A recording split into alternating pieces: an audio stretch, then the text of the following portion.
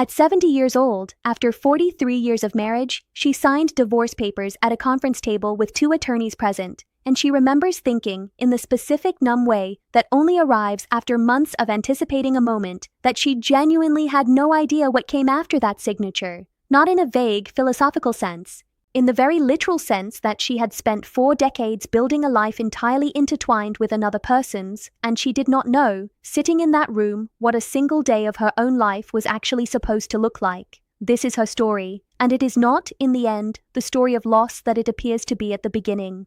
The marriage had been difficult for the better part of the final decade, though she was careful to note that difficult does not mean without genuine years of happiness earlier, and she did not want her story reduced to a simple narrative of a bad marriage finally ending. There were specific, complicated reasons the marriage unraveled, most of which she preferred to keep private, and the reasons matter less to this story than what happened after. What she wanted to communicate clearly was the specific shape of the identity crisis that followed. She had married at 27. She had never, in her entire adult life, made a significant decision entirely on her own, without factoring in what a spouse wanted, needed, or would think. At 70, sitting alone in a house that suddenly felt 3 sizes too large, she found herself unable to answer a question that should have been simple. What did she actually want to do with the years remaining to her? The financial settlement left her in a position that was stable, but not luxurious. She retained roughly 45% of the couple's combined retirement savings, along with her own Social Security benefit, which together provided approximately $2,900 per month. A figure that, in the suburban Ohio community where she had lived for most of her adult life, was sufficient but left minimal room for anything beyond careful, deliberate spending.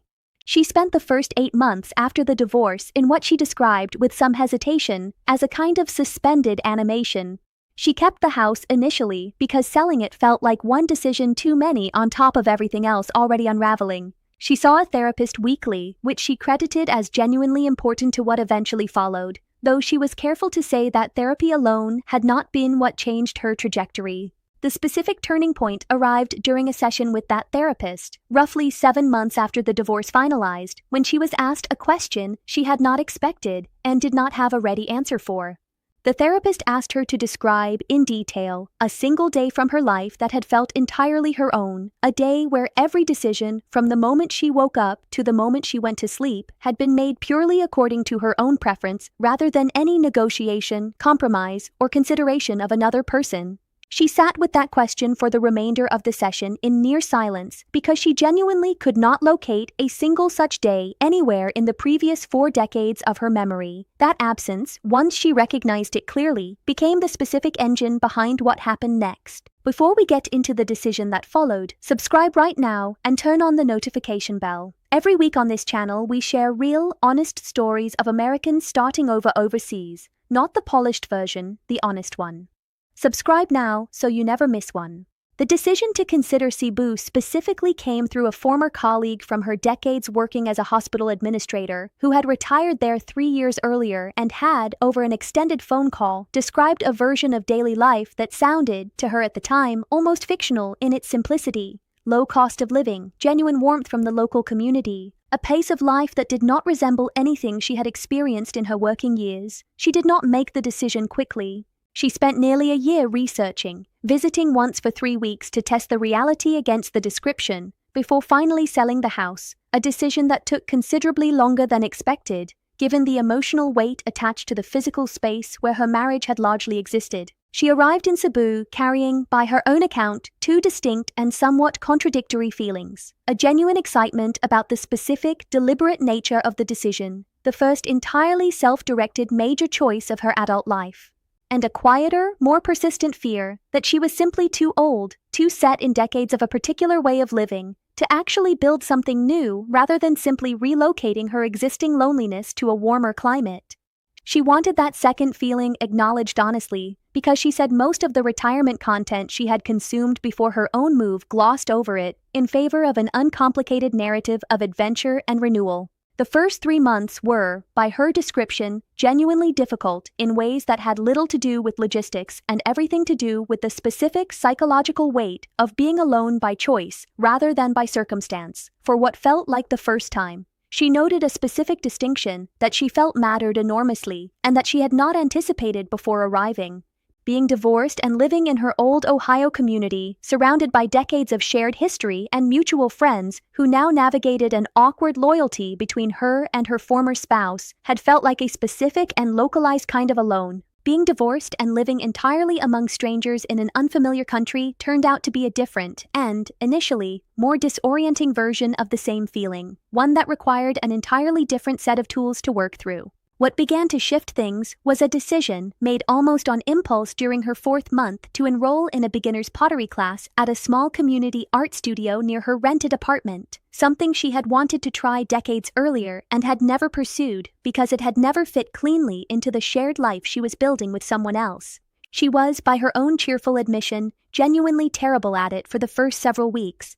But the class met twice weekly, and the small group of regular attendees, a mix of local retirees and a handful of fellow expatriates, gradually became the first real social anchor she had built entirely on her own terms, chosen for no reason beyond her own specific curiosity, in longer than she could accurately recall. She described one particular afternoon, roughly 5 months into her time in Cebu, as the moment she recognized something had genuinely shifted rather than simply continued to change. She had spent the morning at the pottery studio, had lunch alone afterward at a small restaurant she had discovered on her own, and spent the early evening on her apartment balcony, reading a novel she had chosen purely because the cover interested her, with no one else's opinion on the selection factored in at any point in the day. She said she sat on that balcony as the light faded and realized, with a clarity that startled her, that she had just lived, without planning to, the exact kind of day her therapist had asked her to describe 7 months earlier, and that she had been unable to locate a single example of in 4 decades of marriage. It was not a dramatic day by any external measure.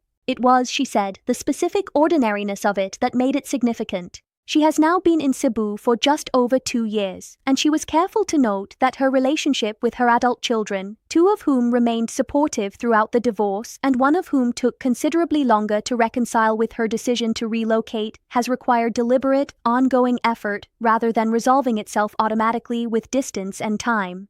She returns to Ohio twice yearly for extended visits and describes her current life as neither a rejection of her previous 43 years nor a simple continuation of them, but something she is still, in her words, actively learning how to describe accurately even to herself. When asked what she would tell someone in a similar position, considering a major relocation after a late-life divorce, her answer focused less on the specific location and considerably more on the internal work she felt was necessary regardless of where someone ultimately chose to go. She said the geography was never actually the point, and that she had met several people during her time in Cebu who had made a similar move without doing the internal work first, and who remained by her observation precisely as unmoored as they had been before relocating, simply in a more scenic setting. The move itself changes nothing on its own. What changes things, she said, is the specific and often uncomfortable process of learning to make decisions, small and large, based entirely on your own preference for the first time in potentially decades, and that process can, in theory, happen anywhere,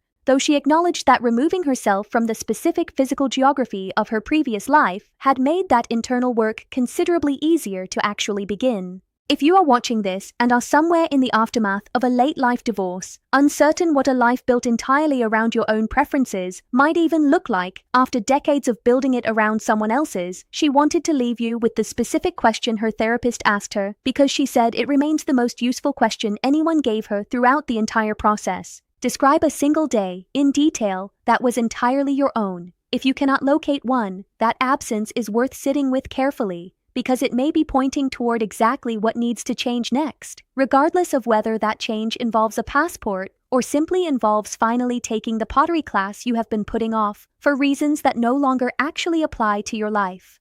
Subscribe to Second Life Abroad and turn on the notification bell. Share this with someone you know who is starting over later in life and needs to hear that 70 is not too late to build a single, entirely self-directed day, let alone an entirely self-directed life. We will see you in the next one. There is one more piece of this she wanted included because she felt it addressed something that gets glossed over in most stories about starting over later in life.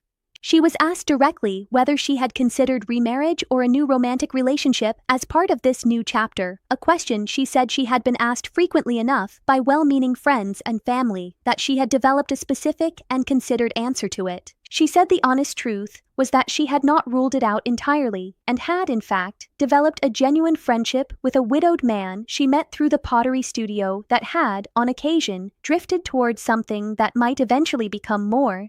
But she wanted to be direct that this was not the point of her story, and she actively resisted the narrative arc that so much retirement and relocation content defaults to, where a woman's second chapter is only considered complete once a new partner enters the picture. She said the single day on the balcony, reading alone, choosing her own dinner, answerable to no one's schedule or preference but her own, had been more genuinely restorative to her than any of the handful of dates she had been on since arriving. She was careful not to dismiss the value of companionship, which she still hoped for in some form, but she wanted anyone watching this, who felt pressure, external or internal, to treat a new relationship as the necessary marker of successfully starting over, to hear clearly that it is not. The specific and difficult work of learning to build a life you actually want, on your own terms, comes first, and comes entirely independent of whether another person eventually joins you inside it.